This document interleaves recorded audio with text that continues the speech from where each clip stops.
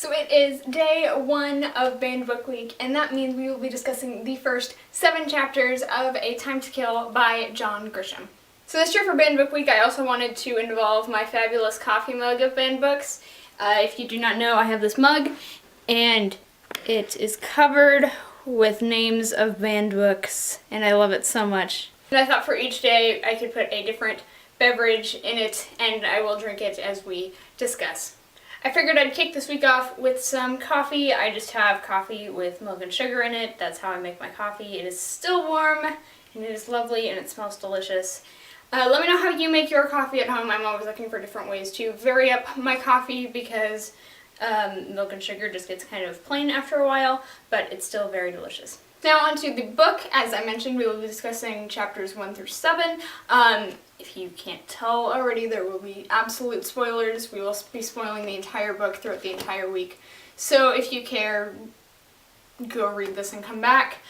And so, yeah, let's just get started. I have all of my notes written in my book. As I do every year, I highlight, I underline, I take notes throughout the book. Usually how I do it is at the end of every chapter, I do bullet points for the chapter, and then at the end of each daily section, I write down my notes as a whole for the entire section. So first I just want to start off with a quick summary of what happened in case you forgot or for whatever reason. And so we have Billy Ray Cobb and his friend Willard, and they basically torture and rape this young African-American girl named Tanya, and she is not in very good shape, and it's horrible. And it actually happens on the second page of the entire book, and that shocked me so much. I knew that that was kind of the driving force of this book, but I did not realize that it happened within 2 pages of the book's beginning. And so basically the plot of this book is these men are going to trial for the kidnapping, rape, and other things of this girl, and her father, Carl Lee, shoots them, and that was where we left off in the book. I think I divided this perfectly. I did not plan on that being where we stopped for the first day, but I thought that was perfect. That was just how it divided with all the chapters and the dates and stuff like that. So if you cannot tell, this starts off pretty heavy at the very, very beginning. There's literally a rape on the second page, and I think that's part of why people want to challenge or ban it. However, I think that it's very important to bring to light things like this, especially if it's tied to racism, which is a lot of what this book has been about so far, and I assume it will be about in the future pages. And so it's really important to discuss these issues, and you see this a lot now with literature that's coming out today that talks about assault and racism and very serious topics in today's culture. A lot of books are coming out that are about that, both fiction and nonfiction. So I also wanted to address some notes that I had about the author. I'm not very familiar with John Grisham. As I mentioned in the preview video for this series, I've read Skipping Christmas, but nothing else by him, and Skipping Christmas does not really count as one of his canonized books from what I understand. And so this is technically my first John Grisham book that's about law and lawyers, and I know that's what he writes about because he himself is a trained lawyer, and so he writes a lot about lawyers. And so I really did appreciate a lot of the law talk and description of the law and how that works and stuff, because I am unfamiliar with that. And so it was nice to kind of get a feel for what is supposed to be going on here, and I think he did a really good job of that. Another thing I wanted to bring up is cars. A lot of car names and specific cars are brought up in the book so far, and I also know nothing about cars, and so I can only assume that John Grisham likes cars. I don't know him personally, but that was just kind of my interpretation of it. I could be wrong, but that's just something I thought I should point out because I thought it was kind of interesting. Another thing I noticed, this isn't to be mean or anything, but this was his debut novel, and as someone who has written books and has read a lot of books in her lifetime, I can tell that this is a first book. The part that we read today was very expository, and not that that's a bad thing. I mean, it's good to know what's going on, but intermixed with the action was a lot of exposition, and maybe it's just a convention of the time period that this was published or whatever, but from what I've seen of other debut novels that I've read, that's pretty par for the course. And I'm not hating him for that. I really like the book so far. I'm really interested in continuing on, but that's just something I thought I'd point out. And I hope in continuing my adventures into John Grisham's books, I will notice a development of style and him owning his craft. Another thing I wanted to mention that's more of a stylistic choice is the fact that there is no dialogue for the first 5 pages. And I thought that was really interesting because John Grisham is explaining things happening. The rape takes place during that.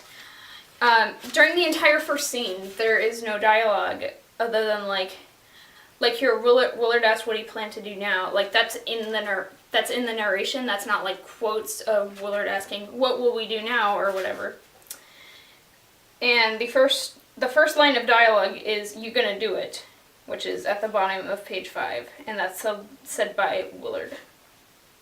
And so I thought that was a really interesting stylistic choice, and it really kind of reminds us that this is kind of a very somber, I guess might be the right word, moment, or very sad moment, or very tragic, I guess is probably the best way to describe it. It's a very tragic moment, a very tragic opening, and really no words can describe it.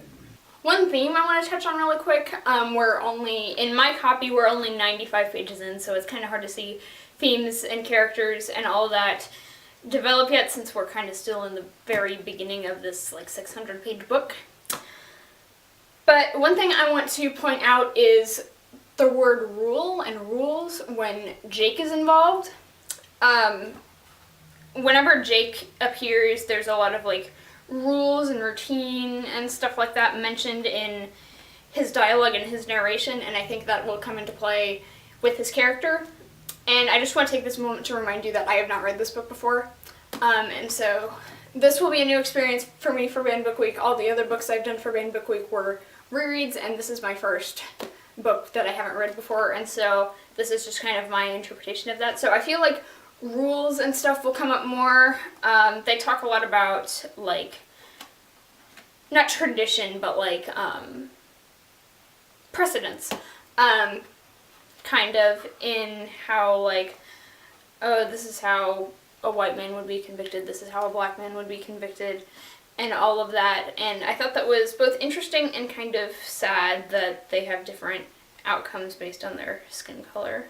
And so a theme of rules and like rituals and stuff and sort of precedence is something that I kind of want to watch out for while I read this book, and you can too if you really want to.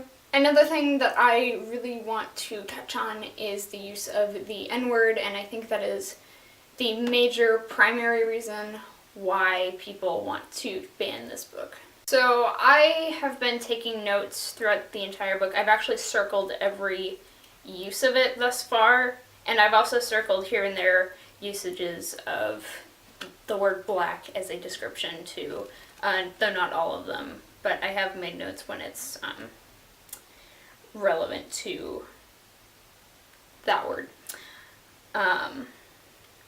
And for the most part, if you look at the context, it is used in the narration of perspectives of, or in the dialogue of characters who are painted as racist. Billy Ray Cobb uses it, Willard uses it, and also of people who are talking to them, so they kind of speak their language in a way. I'm not saying it's the right language, however, I do think that is a very interesting choice, if anything, and I do think that, like, you know, that is how a person like this would talk. This is how Billy Ray Cobb would say things, because he is a racist pile of shit. And so I think it's important to acknowledge that, especially from the get-go. I will continue to keep an eye out for it throughout the book, in that, in the context that it is used more often than not in this book, it is used either by a racist character from the perspective of a racist character or to a racist character. So that's just kind of my interpretation of it. Definitely let me know your thoughts on this, but that was just kind of what I picked up from it and how I saw and the logic I saw in that. And then really the last thing I want to point out so far, and it's another like word choice thing, is whenever they refer to Cobb and Willard as boys. And I thought that was really, really interesting, because it kind of, like, they're not men, they're boys, you know, like that. Like, it paints a picture that if someone is a man, they are put together, they're respectful, they aren't racist, they're, you know, everything that Cobb and Willard are not. And I think that is a really interesting use of language and a really smart use of language. And maybe I'm the first person to point this out. I don't know. Let me know if you saw that too while you were reading this. See, I forget. I circled all the times that it happened. It happens especially in chapter 7. I remember circling it 2 or 3 times, I think. But I circled every instance that I saw of it. And I thought that was interesting, and I thought that was the right choice, because they're not men, they're boys. They're ignorant, they're stupid, they're racist, they're terrible, and they haven't grown up. So that's about all I have to say for the first 7 chapters of A Time to Kill. Tomorrow we will be discussing chapters 8, 9, 10, 11, 12, and 13, and 14. So 8 through 14 is what we will be discussing tomorrow. If you enjoyed this video, please leave a like and subscribe. If you want to check out any of my other videos, please do so. They're all on my channel. There will also be a link to some videos at the end. Yeah, like, subscribe, comment, all of that. Specs, hugs, rock and roll. Love you.